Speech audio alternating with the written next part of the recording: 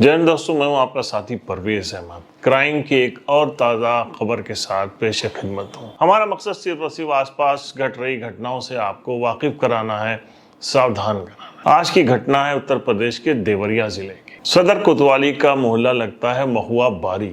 बात मंगलवार की रात है। यहाँ के रहने वाले उदय भान मोहल्ले में किसी शादी समारोह में शिरकत करके वापस घर आते हैं। रात के करीब 12 बज रहे होते हैं। तभी उनकी बेटी दीपाली अपने चाचा को फोन करती है और कहती है कि चाचा जल्दी आ जाओ, किसी ने पापा के ऊपर धारदार हथियार से हमला कर दिया है, वो गंभीर रूप से घायल है। अब हड़कंप मच जाती है।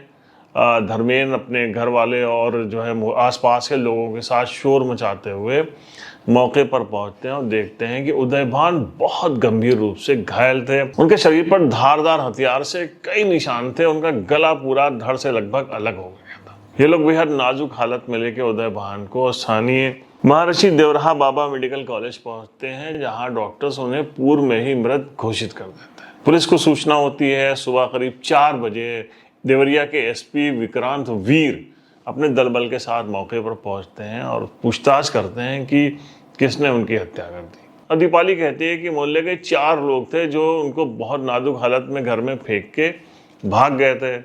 और पुलिस कहती है वो कौन थे, तो दीपाली के जो चाचा होते हैं धर्मेंद्र, वो एफआईआर भी दर्ज कराते हैं। नेम्ड करते हैं गाँव के ही प्रदीप, निहाल, मित्रंजय और तालिब। ये 4 लोग हैं और वो उसकी वजह बताते हैं कि उदय भान के जो पिता थे उनकी अभी हाल ही में 19 अगस्त 2024 की उनकी मृत्यु हो गई थी। और उससे पहले उन्होंने गांव के इन 4 लोगों से अपनी ज़मीन का कोई एग्रीमेंट किया था, जिसके बदले में उन्होंने कैश लिया था। उदय भान को वो पैसे मिले नहीं थे। ये लोग दबाव बना रहे थे कि तुम लोग एग्रीमेंट की जो डेट है वह समाप्त होने वाली है 13 मार्च 2025, उससे पहले ये ज़मीन का जो है वो बैनामा कर दो। और इसी को लेके उन लोगों ने जब उदय भान नहीं माने तो उनकी हत्या की है। उनके ऊपर धारदार हथियार से हमला किया और जिसमें उनकी मौत हो गई। अब एफआईआर दर्ज की जाती है हत्या की और 4 लोग ये लोग नेम्ड कर दिए जाते हैं। पुलिस की जांच शुरू होती है। इन 4 को हिरासत में लिया जाता है और पुलिस कड़ाई से पूछताछ करती है, लेकिन पुलिस उस नतीजे पर नहीं पहुंचती है। अब जो है जो बेटी होती है दीपाली, उससे जब पुलिस बार बार पूछताछ करती है तो पुलिस को उसके हर स्टेटमेंट में कुछ फर्क नजर आता है और पुलिस को यहीं से शक पैदा होता है। दीपाली के जो है मोबाइल जो है उसकी डिटेल निकाली जाती है और उसके बाद एक नंबर उसके ऊपर मिलता है। ये नंबर विशेष गौड़ का था, जो कि उसी मोहल्ले का रहने वाला एक लड़का था। और जब ये घटना हुई थी उस वक्त रात में विशेष गौड़ की लोकेशन भी उस घर पे ही मिली थी। अब पुलिस पता लगाना शुरू करती है, मुखबिर लगाए जाते हैं कि पता करो कि ये विशेष गौड़ कौन है। तो बात निकल कर आती है कि विशेष गौड़ और दीपाली के बीच में प्रेम प्रसंग चल रहा है। अब पुलिस को एक बड़ा क्लू यहाँ से मिल जाता है। उसके बाद पुलिस दीपाली को फिर विशेष को हिरासत में लेती है। दोनों से पूछताछ शुरू होती है और दोनों पुलिस को गुमराह करते हैं, लेकिन पुलिस आखिर अपनी जब शक्ति दिखाती है तो दीपाली फिर पूरी कहानी बताती है और वो बड़ी हैरान कर देने वाली है।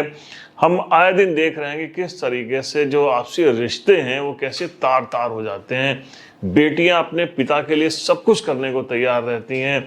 बेटियां सबसे ज़्यादा अपने पिता को चाहती हैं, लेकिन इस घटना में इसी बेटी दीपाली ने अपने पिता की हत्या करा दी। दीपाली बताती है कि उसका विशेष से प्रेम प्रसंग चल रहा था लंबे टाइम से। इसकी जानकारी एक दिन पिता को हो गई और उन्होंने उसको बहुत डांटा मारा और उसके बाद से पूरी तरीके से पाबंदी लगा दी थी कि वो विशेष से ना मिले। हालत ये हो गई थी कि जब पिताजी छोटी छोटी बातों पे उसको डांटते रहते थे और ताने देते रहते थे और कहते थे कि बहुत जल्दी तुम्हारी शादी कहीं और करा देंगे। इससे दीपाली के अंदर बड़ा प्रतिरोध की भावना पैदा हो रही थी। लेकिन इधर जब ये ज़मीन का मैटर चल रहा था, गाँव के लोग इसको जो है इसके पिता उदय भान से जो है बार बार कह रहे थे और वो टेंशन में थे। तो इसका इन्होंने फ़ायदा उठाने के लिए एक प्लानिंग की और ये तय किया कि किसी दिन मौका पाकर इस तरीके की घटना को अंजाम दिया जाना है।